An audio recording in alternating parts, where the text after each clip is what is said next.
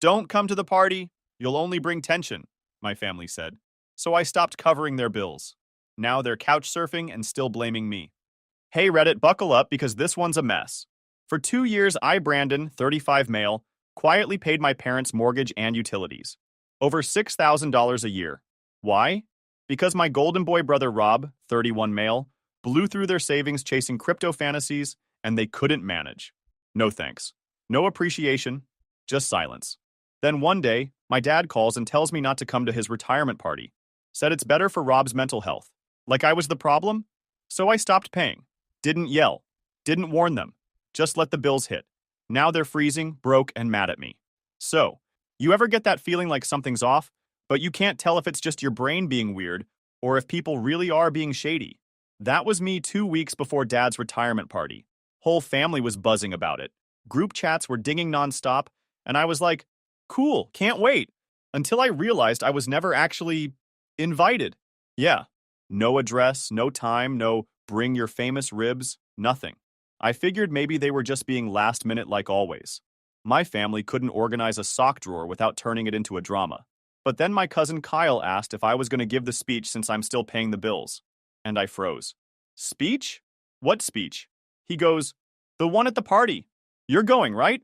I laughed, like really laughed, and said, guess not. So I called my dad later that night. Straight up, no fluff. Hey, so, am I coming to this retirement thing or nah? And this man had the audacity to sigh like I'd just asked him to fix a printer. Brandon, maybe it's better if you sit this one out. I swear I heard my own brain short circuit. Sit what out? He goes, it's just, Rob's been on edge lately. He's really trying to get his life back on track. It's his idea, not mine. He just wants the event to go smoothly. No stress, no tension. You understand. I had to mute myself so I didn't start yelling into the phone like a cartoon character. I came back with, you're telling me I've been making your mortgage payments for 2 years, and I can't come to a party you're throwing with my money? Silence. Then, Brandon, don't make this about money. Don't make this about money. My man, I've been busting my back at a warehouse since 2021. Cold shifts, stiff joints, waking up at 4:30 a.m. so these people could keep their precious house after Rob's brilliant crypto launch turned into a flaming bag of garbage. Quick recap. Rob, the golden boy, the self-proclaimed financial disruptor, started some crypto thing called BitGlide, or CoinRise, or some nonsense. He convinced mom and dad to put most of their savings into it, then somehow also convinced them to take out a second mortgage. He printed off charts, wore suits to dinner, even had a whiteboard in the living room with stuff like liquidity flow and NFT futures. Nobody knew what the hell it meant, but they clapped like he was Steve Jobs. 3 months later, poof, gone. All of it. Dude had one bad token dump, and everything unraveled. Said the market betrayed him. Bro, it's not a person. You just suck. Anyway, I didn't say anything back then. I just stepped in, 'cause I'm the guy that always does. I saw the mortgage payment was months behind, mom crying over bills, and I thought, fine, I'll do it. Quietly. No applause needed. I took over the monthly payments and even covered the damn internet so Rob could keep pretending to network with investors. And now, I'm too much of a trigger to attend a party in a house I basically financed? All right, bet. I didn't yell. I didn't argue. I just ended the call with, sure, enjoy your stress-free party. Then I opened my banking app and looked at the scheduled mortgage auto payments. $1,200 a month. 24 months. That's nearly $29,000 total. And I was still living in a tiny apartment where my heater makes that sad humming noise, like it's begging for retirement too. So yeah, I hit cancel recurring. Just like that. Little blue button, no fanfare. And I smiled. That night I couldn't sleep though. Not because I was angry. I mean, yeah, I was pissed. But it was more like this weird weight lifting off me. Like I'd been wearing a backpack full of rocks for 2 years, and someone finally said, you know you can take that off, right? I kept imagining the look on Rob's face when the mortgage notice comes in. First it'll be confusion, then panic, then of course, he'll blame the system. Then me. Next morning, I went to work. Same warehouse, same stacked pallets, same back pain. But this time, I didn't feel like I was just surviving. I felt like I had finally clocked into my own damn life again. I didn't tell anyone. Not yet. I wanted to see how long it would take for them to notice. I knew the due date was in a week. After that, things would start spiraling. Meanwhile, the group chat was still popping. Pictures of party supplies, the food, Rob's big surprise for Dad. Everyone dropping emojis and so excited. Messages. I left the chat. No warning, just poof. Nobody noticed. That was probably the part that stung more than I expected. But whatever. They'd notice soon enough. And they did. Not with a bang. Not with anyone falling to their knees screaming, "Why, Brandon? Why?" Nah, just a voicemail. First one came 4 days later. Mom. Her concerned but not too concerned voice. The kind she used when the cable got shut off once and she wanted to blame the company, not the unpaid bill. "Hi, sweetie. Just wondering if you could check the house account? We got a weird envelope in the mail. No rush." No rush? Sure, Mom. Take your time. Wouldn't want your dream party weekend to get interrupted by, I don't know, reality. I didn't call her back. 2 days after that, Dad tried. "Brandon, got a notice from the bank. Says the payment didn't go through. Thought you might have changed cards or something. Let us know." I didn't. Then Rob finally dropped in with a text. "Hey, Dad's freaking out. Can you just sort it? We're so close to the party, man. Not the time for drama." The nerve. He says it like I'm the one bringing drama, not the dude who cut me out of a party being thrown with the help of my bank account for 2 straight years. At that point, I wasn't even angry anymore. I was detached. Like the kind of calm where you know the storm's coming, but you already boarded up your windows, made soup, and turned the phone on silent. What I did do, though, was check my inbox. The one I used for billing stuff. I figured the mortgage company might have sent something over now that no one paid. They had. Not just a late notice either. A nice little warning about additional fees if the balance wasn't settled by the 15th. Interest would stack. Credit penalties would hit. A familiar chain of doom if you've ever missed a payment before. I read it over twice just to confirm what I already knew. I wasn't listed on the loan. Not anywhere. No cosigner, no legal responsibility, no ties. I had set up bill pay through my own account and left it at that. It was their mortgage. They were the names on paper. I was just the human ATM in the background. Perfect, because now they were on their own. Still, I figured I'd get blamed eventually. That's usually how this goes. Something breaks, Rob blames me. Mom says, "Don't argue." Dad acts like I'm ungrateful for not liking being thrown under the bus. So I took the mature route. I opened a blank document and started dropping in screenshots. Not a manifesto, just receipts, payments, dates, notes, every time I bailed them out. No color commentary, no sarcasm, just numbers. A little file I'd have ready for whenever someone decided to act confused about how this all happened. Then Olivia called. She's my cousin, only person in that family who hasn't either ignored me, talked down to me, or tried to drag me into Rob's projects. She's blunt, smart, doesn't play games. "Hey, you going to the party?" I snorted. "Didn't you hear? I'm too stressful to invite." She laughed. "That's what I figured. But Mom said something about the mortgage? Like Rob mentioned you might have dropped the ball or something?" And there it was. The opening line to their favorite script. Let's twist the truth before Brandon can speak. I told her straight, I didn't drop anything. I just stopped carrying it. Big difference. Silence for a second. Then she muttered, "Damn. Yeah. And now it's due. And no one has a clue how to deal with it." She asked if I needed anything. I told her I was fine. Just watching the machine start to smoke after I walked away from the controls. The next day, I got another voicemail. This one. More urgent. "Brandon, we really need to talk. It's not a good time to play games. You know what's at stake. No names, no thank yous. No sorry we shut you out of the one thing you've literally paid for. Just guilt." I didn't call back, but I did forward the mortgage notice to Mom's email with 2 words. Handle it. No subject, no explanation. The party was only a few days out by then. I could picture them trying to decorate, put up balloons, cater something, all while pretending their house wasn't slowly being swallowed by debt. Rob probably still thought he could fix it with charm. The guy could sell sand in a desert when he wanted to, but charm doesn't pay missed mortgages. Not when the bank's automated system doesn't give a damn how soothing your voice is. That night, I made a cup of tea, tossed a blanket over my couch, and scrolled through used pickup trucks on my phone. Something modest, just in case I felt like, starting my own life. Because for once, I wasn't fixing anything. Let them feel the draft. That's where I left it. They wanted to pretend I didn't exist? Cool. I'd go full ghost. My conscience was clean. My inbox? Quiet. My apartment? Warm. And the mortgage? Still unpaid. A few days passed without much noise. I figured they were probably scrambling, making late-night phone calls to banks, hoping the money fairy would bail them out. Olivia sent me a one-liner on Tuesday. Mom said your name came up.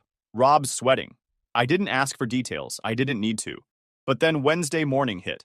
I was halfway through my second cup of coffee, scrolling through old truck listings, when I got a weird notification from my bank app. Unrecognized login attempt. Two-factor authentication required. I blinked. My main account was secure, but the alert was tied to an older linked savings account, one I hadn't used in over a year. You know the kind of account you open because your family insists on having an emergency backup in case something happens. That one. It only had a few hundred in it, and I honestly forgot it was even active. I'd left it connected to my online banking because I never imagined I'd need to babysit it. I checked the logins. Device, unknown. Location, suburb, 20 minutes from me. Wi-Fi, home network, Daniels, family number. Freaking, way I froze for a second. Then laughed, like a dry little wheeze came out of me. I didn't even want to believe it at first, but it was right there. IP matched their house. And not long after that, another ping hit. Transfer request, $1,236, pending fraud review. I sat back in the chair. So, that's what we're doing now? Skipping the part where you ask and just helping yourself? I screenshotted everything. Login attempt, IP trace, transfer request, fraud alert notice. I didn't panic. I didn't even get angry. I just started organizing the folder I'd already been building with receipts from the last 2 years and added a new one. Unauthorized access. I called the bank next. They flagged the transfer instantly and locked the account. The rep on the phone asked if I wanted to press charges. I told them not yet, but I wanted a formal record of it tied to their address. Then I texted them, short and sharp. Just got an alert someone from your Wi-Fi tried to pull money from my account. Next time I report it as theft. Party or not. 5 minutes later, Mom called. I didn't answer. Then a text. Honey, we were only trying to move things temporarily. You'd get it right back. 10 minutes after that? Rob. Of course. Dude, chill. We were going to fix it after the party. It's not a big deal. Oh, it wasn't a big deal? Trying to sneak $1,200 from my account while pretending I'm too disruptive to attend a party paid for by the very mortgage I used to cover. Isn't a big deal? I sent him a screenshot of the fraud alert. Say that again. I dare you. That's when the calls started coming fast. Dad, then Mom. Then even a weird number I didn't recognize. Probably some cousin trying to mediate the situation. I ignored them all. I was done talking. They knew what they did. They didn't get to pretend it was some clerical error. It was intentional. Planned. Stupid. Then Olivia called. She didn't say hi. Just, they really tried to take your money? Yep. And now they're freaking out? Oh yeah. Can I post it? I snorted. Don't get me in trouble. Too late, she said, already typing. She didn't post it publicly, but the screenshots made it into the extended family group. Not the main chat, the one for everyone else where the drama actually lives. The one Rob's not in because he doesn't vibe with negativity. By the next morning, I had 3 texts from relatives I hadn't talked to in over a year. All variations of, I had no idea, and that's messed up. I didn't respond. I wasn't looking for applause. I was just letting them hang themselves with their own rope. What killed me wasn't even the money. It was the entitlement. They really thought I wouldn't notice. Or worse, that I'd notice and just shrug it off. Like I'm some kind of programmable ATM with no memory, no boundaries, and no spine. They didn't want my presence at the party, but my paycheck was still invited to the dance. At work, I barely spoke that day. Just loaded pallets and let my mind run. Thought about how long I'd been cleaning up after Rob, covering for his screw-ups, watching him get praised for trying, while I was treated like the family IT guy with a good credit score. Not anymore. I took my lunch break alone, sat in the truck, pulled up the dock again. The one with every payment I'd made, every sacrifice, every late-night shift I picked up so they wouldn't lose the house. Then I opened a new document. This one was titled, Do Not Contact Me Unless It's an Apology or a Wire Transfer. I didn't send it. Not yet, but I would. Let's see if they try me again. I wasn't at the party, but somehow, I still managed to be the main event. The day started quiet. Too quiet.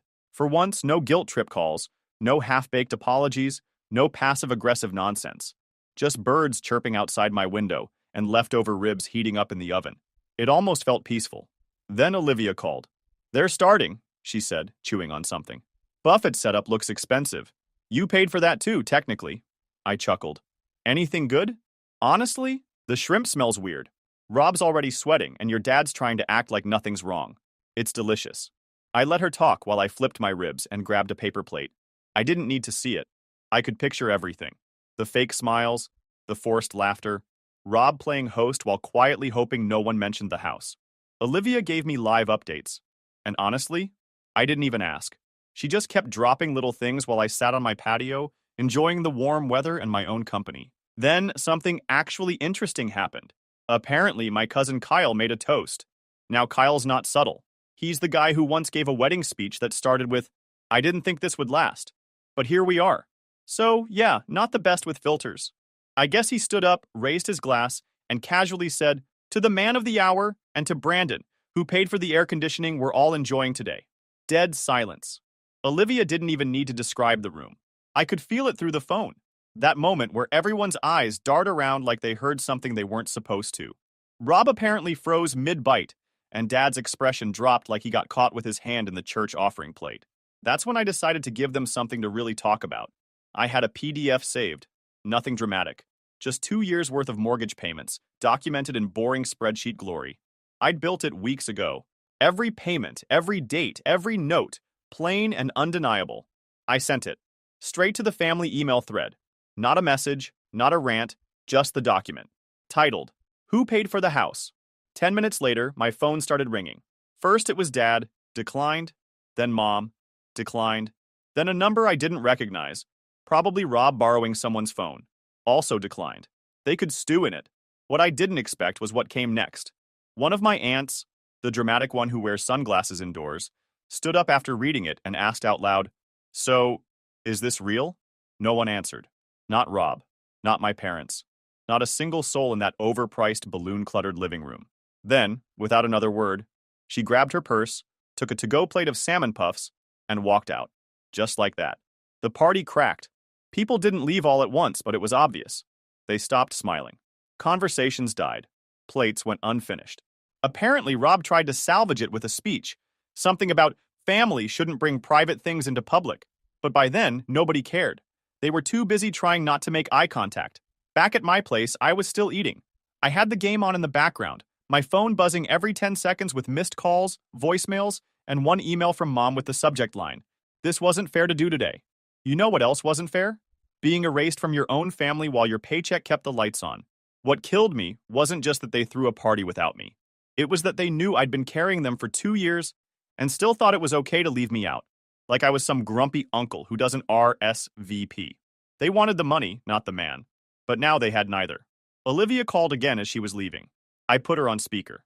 "Well, that was fun," she said. "Your mom cried." Rob tried to defend himself, but it was embarrassing. Someone asked him why he needed so much peace if he wasn't paying rent. I laughed. "Did Dad say anything?"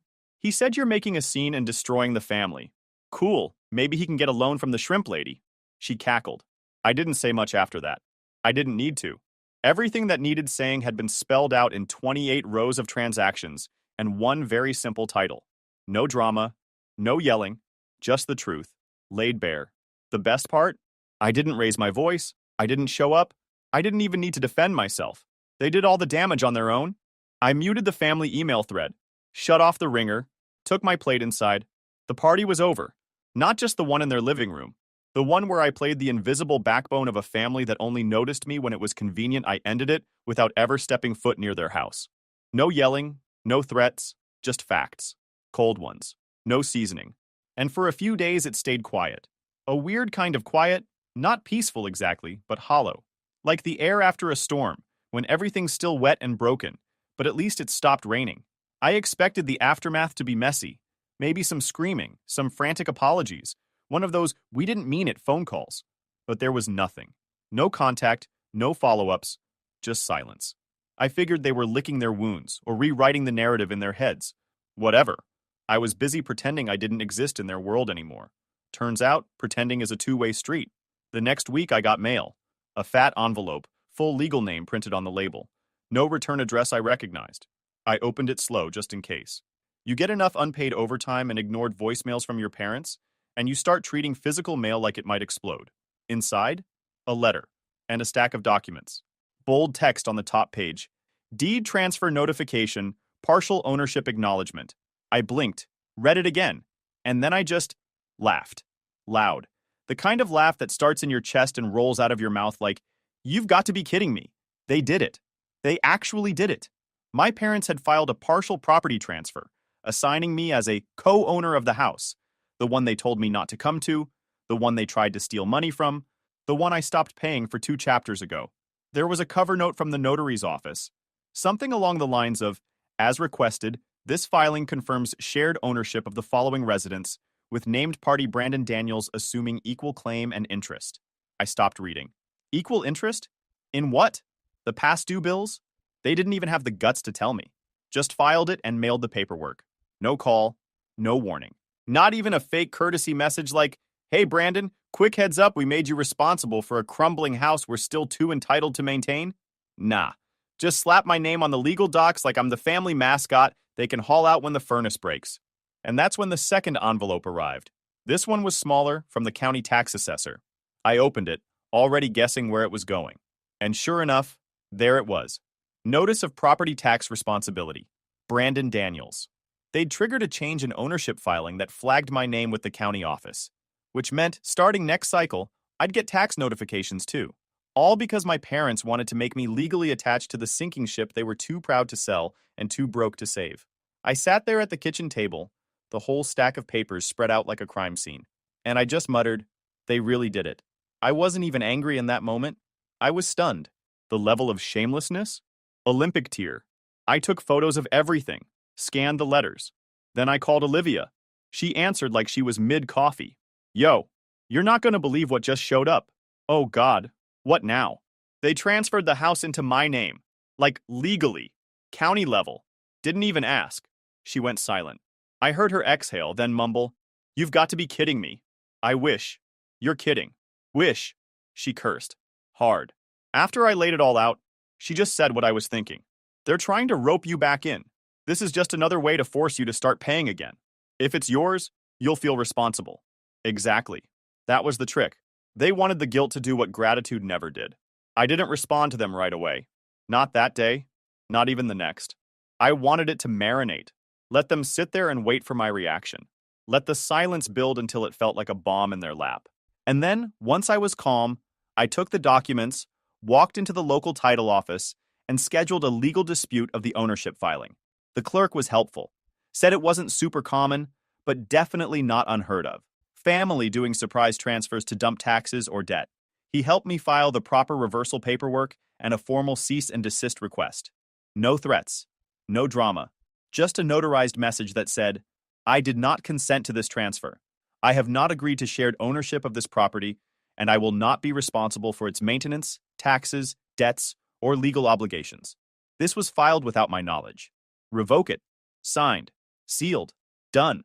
Then I called the mortgage company. Not to fight, just to make sure they still knew where I stood. Told them I was never a borrower. Never legally tied.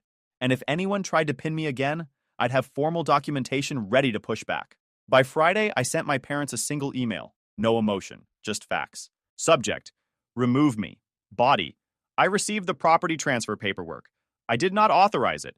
I am filing reversal documentation. Any future attempts to assign me ownership or payment responsibility will be treated as legal harassment. Do not involve me again. Brandon. That night, Mom called. I didn't answer. Dad called. Blocked.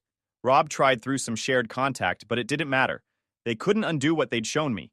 It wasn't enough that I paid. It wasn't enough that I kept them afloat. They still wanted to find a way to keep me tethered, even if it meant doing it behind my back, in paperwork. They could keep the house. They earned the rot, and they were finally starting to smell it.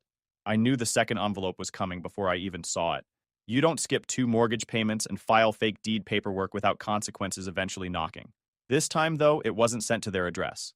It landed in my mailbox, because I used to handle the bills through my online account, and apparently someone at the mortgage company hadn't scrubbed me off the backup contact list. I tore it open, scanned the heading, and exhaled through my nose. Notice of intent to foreclose.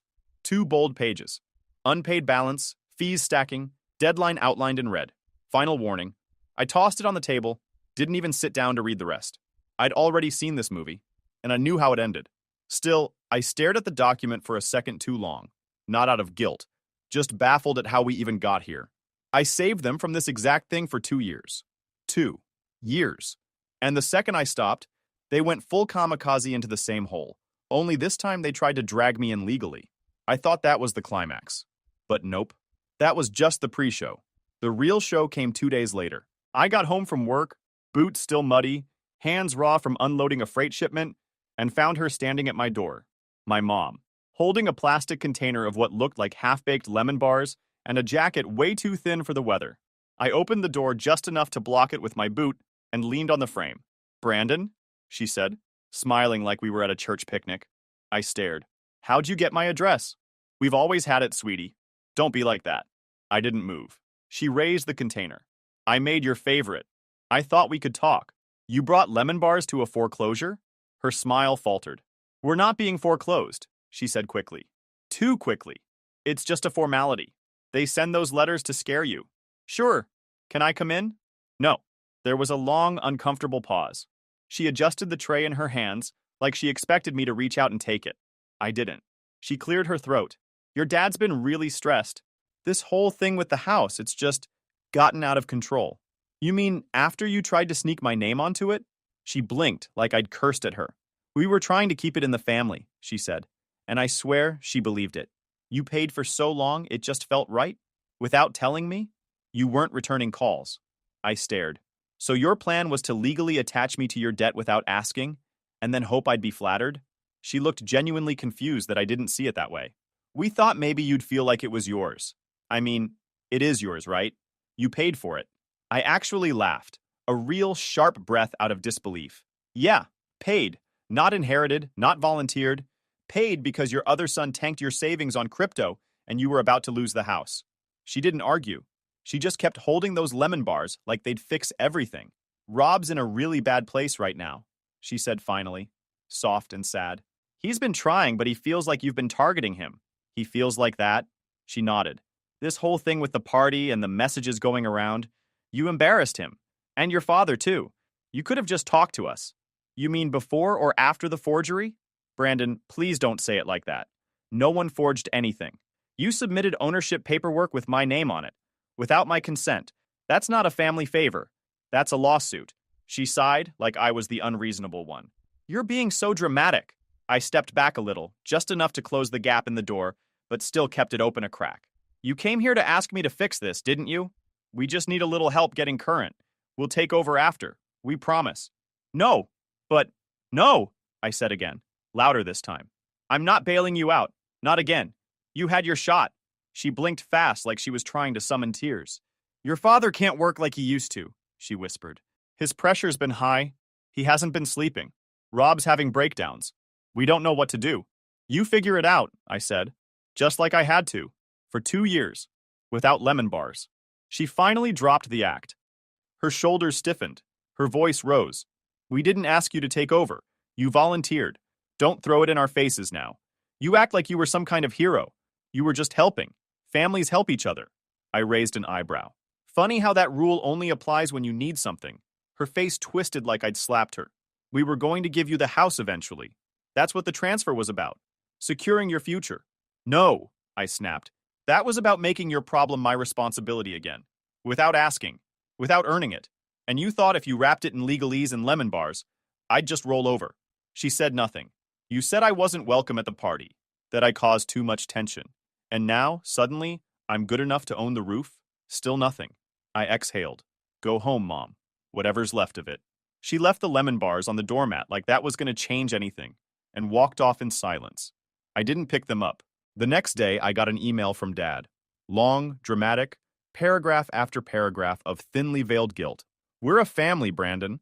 Mistakes were made, but you're not perfect either. Your coldness hurts more than you know. You weren't raised this way. You used to be more understanding. Rob's in a dark place. We're all hurting. Step up. No apology, no accountability, just projection dressed up like concern." I didn't reply. Instead, I forwarded it to Olivia. Subject line: "Family means guilt, apparently." She just replied, "These people are insane." That night, she called me while I was folding laundry. "They listed the house on Marketplace." I paused. "What?" "Yup. Rob's trying to rent it out. Says it's a great opportunity for young professionals while it's mid-foreclosure." I blinked. "That's illegal." She laughed. "Yup. Someone messaged him about a walkthrough and he said the co-owner would handle it." Guess he missed the part where I legally unco-owned the whole damn thing. I didn't even have the energy to react. They were still using my name, still trying to squeeze one last drop out of me before it all came crashing down. They wanted the house? They could live in it till the walls caved in. But my name? It wasn't part of it anymore. The house, the drama, the wait, whatever that place used to be, the Sunday dinners, the worn-in furniture, the sound of Dad's boots on the porch, all of it had been swapped out for lies, debt, and that pathetic transfer stunt. I stopped mourning it the second they tried to chain me back to their mess with legal paperwork and lemon bars. A week later, the foreclosure went public. I didn't find out from them. Olivia sent me the link, a bank auction listing. It had 4 photos, none recent, 2 bedrooms, 1 bath, needs repair, starting bid, humiliatingly low. She just texted, "They lost it." I nodded to myself and closed the browser. Later that same day, I walked into a used pickup lot and bought myself a decent truck, paid in full, title in hand, all with money I would have thrown down the drain for another mortgage payment last year. Funny how fast things grow when you're not carrying everyone else's baggage. Meanwhile, Olivia kept me updated like a sports commentator. Mom was in a motel out by the freeway, talking everyone's ear off about how I betrayed the family. Said she was sharing a room with Rob, while Dad stayed with a cousin 2 hours away. They couldn't afford even a 1-bedroom between them. No more family home, no Golden Sun crypto empire, no backup plan. They were scattered, cold, broke. I wasn't even mad, just numb. Then, on a Tuesday, Dad showed up outside my job. He waited by the exit, arms crossed, wearing that same old scowl he used to give me when I came home late from high school shifts. This time, it was lined with desperation. I walked right past him. "Brandon!" he snapped, stepping forward. "You seriously think this is over?" I didn't stop, but I didn't walk away either. Just turned and looked him dead in the eye. "It is for me," he scoffed. "We raised you. You act like we were strangers. You raised Rob. You tolerated me. That house was going to be yours," he said, voice low like that was supposed to mean something now. "Number, that house was a problem you tried to dump on me. After excluding me. After trying to rob me. After pretending I didn't exist unless you needed a payment." He shook his head. "We gave you everything we had." I looked him over. "Then maybe you should have kept some of it, because you're empty now." He clenched his jaw. Tried to say something else, but nothing came out. Just stood there, looking smaller than I'd ever seen him. I left him standing there, silent and out of options. By the weekend, I was moving into a better apartment. Quiet place, clean parking lot, no porch full of unpaid bills, no mailboxes stacked with eviction notices. Just me and a set of keys I paid for, fully mine. I didn't tell anyone. Didn't answer when Mom called again from a blocked number. Didn't reply when Rob posted another sad rant online about how fake people abandon blood. Let them spiral. They built that house out of entitlement, delusion, and my bank account. When they burned it down, they thought I'd be stupid enough to rush back in with a fire hose. Nah, I watched it crumble from a distance. And I stayed warm.